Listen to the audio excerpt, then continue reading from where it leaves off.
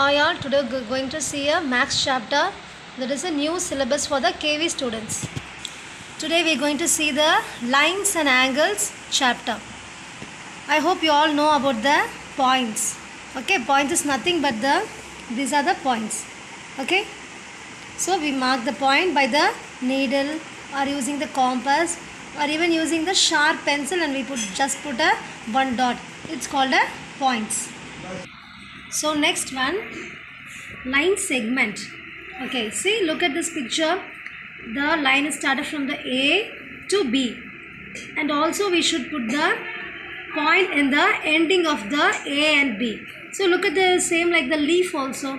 See, the point is started from the A and ended in the B. So A to B. Okay, this is a line segment. Okay, if you put the dot, the line is up to from the starting to A to B.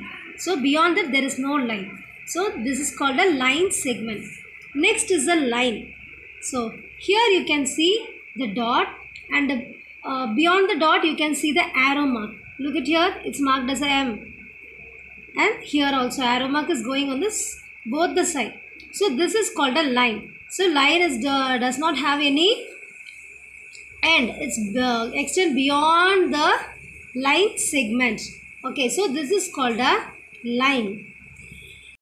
So that's beyond the A and B, wherever the line segment, and the line is go like beyond the line segment. So we mark like a arrow mark.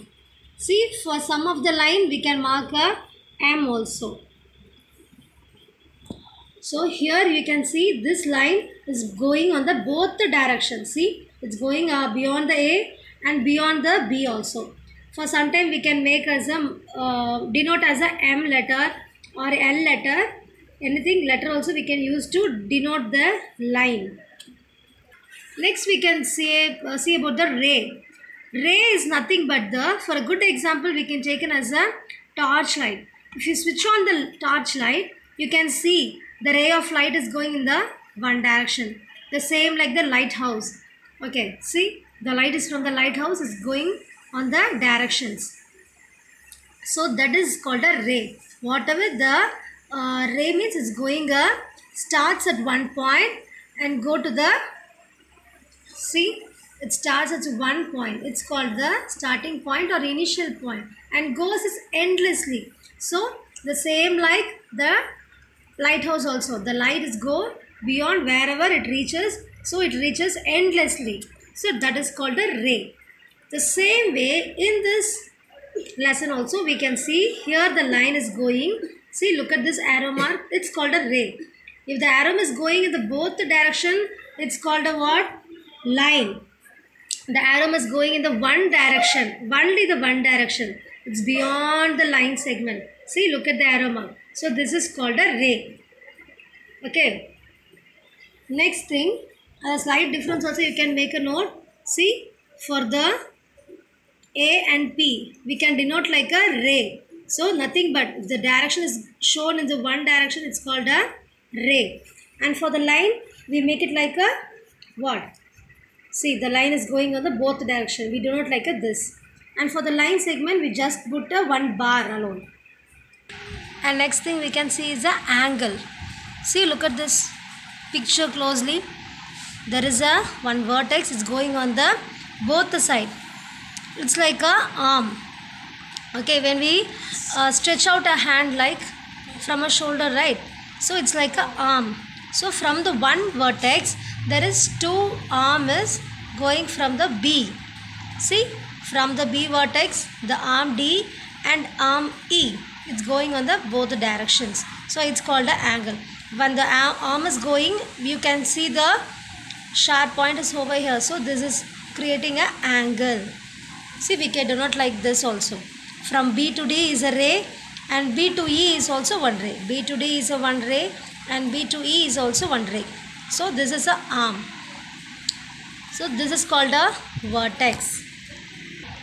The angle always you should denote like a this symbol. See, this is called an angle, and we denote as a DBE. So what is a B?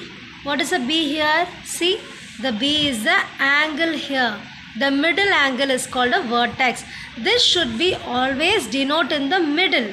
See, DBE and EGB. So B should always come in the middle only. So that's it's called a vertex here. Okay, whatever angle is coming in the middle, you should denote it's a B or B, or whatever it's coming A or anything, you should denote in the middle only, in the angle middle. See, the B is coming in the middle of the both the angles, right? So you should be denote this vertex in the middle of the angle only. So you all know about the comparing angles. In the initial classes also we saw many angles, right? Like acute, obtuse, straight angle, complete angle, 360 degree, 80 degree, right angle is 90 degree. So these are the angles you heard in the previous classes, right? So the same, like you can see the angles also here. Okay, see, they given some animals picture. They open the mouth. See, look at the angle.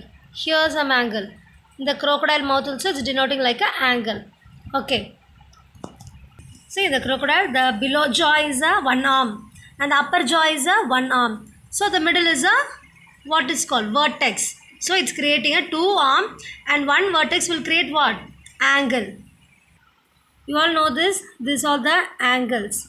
Here you can see there are two angles sharing in the same vertex. See, look at closely, you can see this. So look at the here, the PQR. See, the same angle. PQR is one angle. Again, ABC is another angle. We keep books in the inside, right? For example, see, this is one angle, right?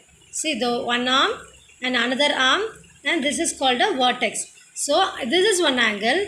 I am keeping inside the another angle. See, this is one arm and this is another arm. This is a vertex. So two angles I am joining in the same side. See, you can see the two vertex over here, right? This is a Q. This is a B. This is a P and this is a A. So look at here. See, I told you Q and B. Both the vertex are here only, right? See, both the vertex are here, and Q and B. So the P and A and R and C. This type of angle is one called a superimposition.